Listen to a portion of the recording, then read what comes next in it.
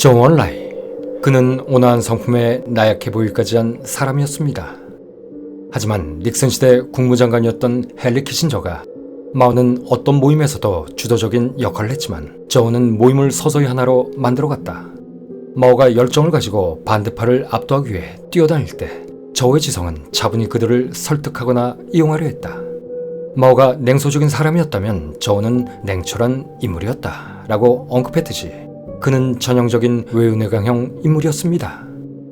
이런 조언라이가 중국 북부의 도시 시안의 카톨릭 선교회에서 장시랑을 만났습니다. 그는 그 특유의 부드러운 화법으로 긴장하고 있는 장시랑의 경계심을 풀기 위해 천천히 장제스가 일본과 싸우는 올바른 지도자라는 것을 먼저 전제한 뒤 작금의 통일 중국은 다 장시랑의 결단에 의한 것이었다며 그 역시 지켜세우고 홍군 소속 간부들은 무조건 장제스의 지휘하에 싸우겠다라며 폭정을 선언했습니다. 대신 그 대가로 홍군이 국민당군과 동등한 대우를 받는다는 최소한의 조건을 보장해달라라고 했죠. 그리고 여기 하나 더. 감옥에 갇힌 공산주의자들을 전원 석방할 수 있으면 그렇게 해주고 일본이 패망하면 공산당을 합법적인 조직으로 허용해달라라고도 했습니다. 이에 조언라이의 겸손하지만 미려한 화술에 흠뻑 빠진 장시랑은 그의 제안을 흔쾌히 받아들여버렸고 두 사람은 곧이어 이런 조건이 들어간 문서에 서명하고 약속 이행을 다짐하며 악수까지 했습니다. 그러자 조언라이는 이 협상을 마무리 짓기 위해 장세량을 그윽한 눈길로 바라보며 소원스님, 이제 다 해결됐습니다. 나는 지금 이 순간부터 원수님의 지휘를 받을 준비가 되어 있습니다 라고 말했죠. 여기서 조언라이의 기술이 들어간 것입니다. 소원수, 장세량을 소원수라고 호칭한 것이죠. 그것은 일본군에 의해 살해당한 장시랑의 아버지 대원수 장조련을 상기시키기에 충분한 언어의 유였습니다. 그리고 찬란했던 그의 과거까지 소환시켜버렸죠. 나아가 원수라는 호칭을 씀으로써 장제스보다 장세량이 한 차원 더 높은 지위에 있다는 그의 존엄성까지 인식시켜줬습니다. 여기에서 과연 장시랑은 조언라이에게 보섭돼버린 것일까요? 장시랑의 눈시울이 붉어졌습니다. 그리고 그의 머릿속에는 온갖 회한이 주마등처럼 스쳐 지나갔죠. 그러나 장시랑은 고개를 떨구며 장제스의 승인을 기다려야 한다고 대답할 수밖에 없었습니다. 당시 그로서는 이 협상을 최종 재가시킬 어떤 힘도 없었기 때문이었죠. 그러자 조언라이는 만일 항일연합전선에 합류하겠다는 우리 당의 결정을 조금이라도 의심하신다면 나는 이곳 시안에 인질로 남겠습니다 라고 말했습니다. 여기서 또 한 번 조언라이의 기술이 들어간 것입니다. 나를 이곳에 인질로 잡아두시오 라는 말의 의미. 그렇습니다. 이 말은 장시랑에게 협상을 성공시키기 위한 방책을 은연중에 암시한 것이었죠. 다시 말해 협상을 성공시키기 위한 해답은 인질이다. 장제스를 인질로 잡고 당신이 그 권한을 행사하면 된다라는 비책 주머니를 그에게 던진 것입니다. 이것이 전폐에서 마오쩌둥이 생각했던 또 다른 꿍꿍이었던 것이죠. 그리고 여기에 하나 더, 자신의 목숨도 담보로 맡기겠다는 의지까지 피력했던 것입니다. 즉 자신의 우국 충정을 알아주고 동참해달라는 절절한 메시지까지 덤으로 전달한 것이죠. 조언라이는 빈틈이 없었습니다. 그는 마지막까지 장시랑의 마음을 사로잡고 있었던 것입니다. 그러자 장시랑은 그럴 필요까지는 없으며 자신은 일본과 싸우는 문제에 대해선 그 누구보다도 단호하다고 했습니다. 무엇보다 자신은 일본인들과 개인적인 원한이 있다는 것이었죠. 이쯤 되면 장시랑은 조언라이의 계책을 받아들인 셈이 되었고 이 둘은 피를 나눈 형제가 되어버린 것입니다. 그야말로 마오쩌둥과 조언라이의 완벽한 승리였죠. 이때 두 사람의 대화를 듣던 비족두목 출신이자 같이 산시성 부근에 주둔하고 있던 장제스의 또 다른 야전사령관 양우청 역시 장제스를 납치하지 않는 한 공산당과 합작하는 일은 힘들 것입니다 라며 조언라이의 계책에 힘을 얹었습니다. 이에 장세랑도 결심합니다. 총사령관을 납치하는 것은 대의를 위한 것이다. 아마 총사령관도 이해할 것이다. 아니 그도 받아들여야 한다 라면서 말이죠. 이렇게 장시랑은 조언라이와 형제 이상의, 아니 조언라이의 아바타가 돼버리고 말았습니다. 그러나 비록 장제스의 납치를 결의했다고는 하지만 이런 사실은 까맣게 모른 채 공산군 토벌을 독려하려 1936년 12월 7일 시안에 나타난 장제스를 보자 장시랑은 잠시 흔들렸습니다. 하지만 장제스의 아나무인 같은 태도를 보자 결국 그에게 공산당 토벌을 중지하고 일본과의 항전을 위해 공산당과의 합작을 추진하자고 거듭 촉구하게 되죠. 이에 사태를 전혀 모르고 있었던 장제스는 장시랑의 홍두깨 같은 소리에 격분하였고 바로 난징으로 내려가 장시랑을 경질하고자 마음먹습니다. 그러자 1936년 12월 12일 새벽 4시 장시랑은 총격전까지 벌인 위혈 사태 끝에 장제스를 체포, 억류해버립니다. 그러나 장제스는 이런 상황에도 침착하게 대응했습니다. 그는 공산당과 휴전하자는 장시랑을 만나자 공산당이 쳐놓은 함정에 빠져서는 안 된다. 너무 늦기 전에 모든 상황을 제자리로 돌려놔라. 명심하라. 나는 포로로 잡혀있는 한 죽는 한이 있더라도 어떤 것도 제가 할 수 없다. 라고 말하며 차라리 자신을 총으로 쏴버리라고 소리쳤죠. 이런 완강한 장제스의 태도에 심약한 장시랑은 눈물까지 보였습니다. 막상 일을 저지르고 나니 스스로 당했고 후일이 두려웠던 것이죠. 한편 장제스의 체포 사실을 알게 된 국민당 중앙상무위원회는 장시랑의 모든 직무를 박탈해버리고 체포, 징벌할 것을 결의했고 시안주둔 국민혁명군 역시 장시랑의 시안공항 폐쇄 명령을 거부해버렸습니다. 게다가 국민혁명군의 폭격기들이 시안 시내로 날아오기까지 했죠.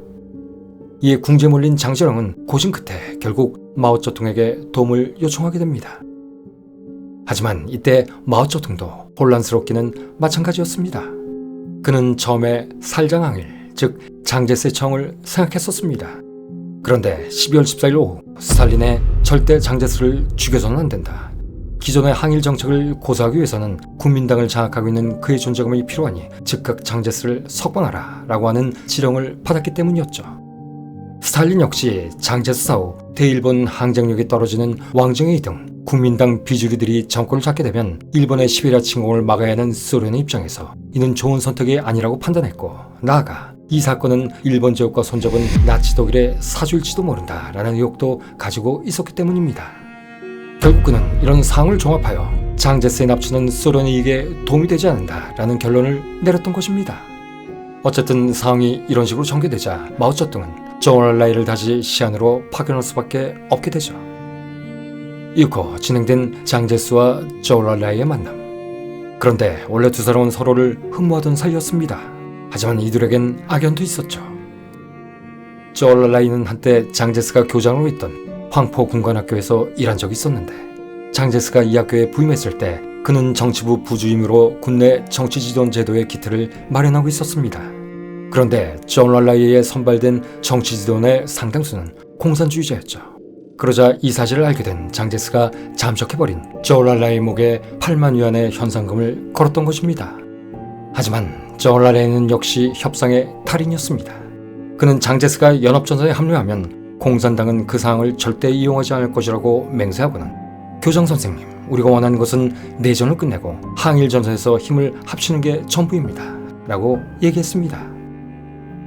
특히 이때 그는 장제스를 호칭할 때 반드시 교장 선생님이라고 했는데 이건 역시 과거를 떠올리게 함으로써 협상을 자신의 페이스대로 끌고 가려는 심리전 중 하나였습니다. 그리고는 그는 장제스에게 이런 말도 했죠. 공산당원들은 각하를 항일의 영도자로 지지하고 있습니다. 라고 말합니다.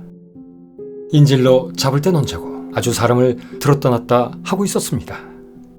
이에 처음에는 적대적이었던 장제스도 점점 관심을 보이는 듯 귀를 기울이다가 우린 적이지만 언제나 자네를 생각해왔었네. 난 언젠가 자네와 같이 일할 날이 오길 바라고 있다네. 라며 응대했죠.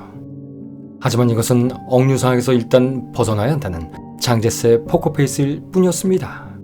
그렇지만 장제스는 합의서에 서명할 수밖에 없게 됩니다.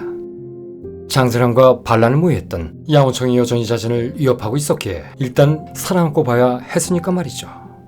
결국 장제스와 조얼라이는 국민당이나 공산당이나 같은 중국인이므로 싸워서는 안 된다라는 결론에 합의합니다. 그리고 나서야 사상 초유의 총사령관 납치 사건은 끝이 나죠. 어쨌든 장제스는 크리스마스에 다시 난징으로 돌아갔습니다. 그런데 놀라운 것은 이때 장시랑도 그를 따라갔다는 것입니다. 그리고 난징에 도착하자 장시랑은 자신이 불법적인 행동을 했다며 제가 부끄러움에 얼굴을 붉히며 난징까지 각하를 따라온 것은 적절한 처벌을 받기 위해서입니다. 무엇이든 국가를 위한 최선의 길이라면 1000번을 죽어야 한다고 해도 피하지 않을 것입니다. 라며 자기 비판을 하였고, 그러자 장제스 역시 내 덕이 부족하고 내가 아랫사람들을 잘못 가르쳐서 전례 없는 반란이 일어났어 라며 자신을 낮췄습니다.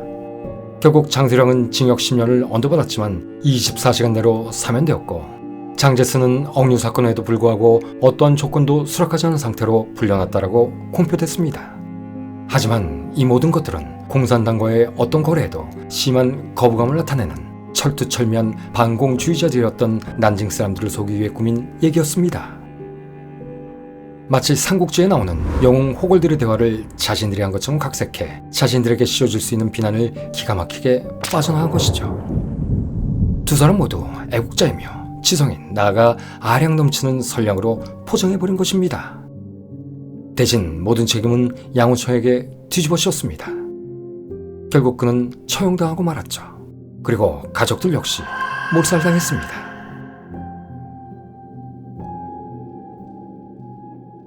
그때나 지금이나 정치인들의 희생양을 통한 국면전환 시도는 하나도 바뀐 것이 없는 것 같습니다. 뿐만 아니라 이용되는 희생양 역시 명문 지방가 출신이었던 주범 장시랑은 빼주고 그야말로 흑수저 중의 흑수저였던 공범 양우청으로 삼는 것을 보면 말입니다.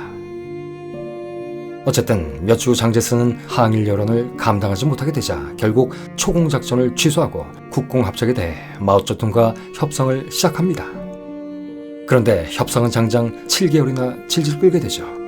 서로에 대한 불신 그리고 노선 차이 등이 너무나도 컸었기 때문이었습니다.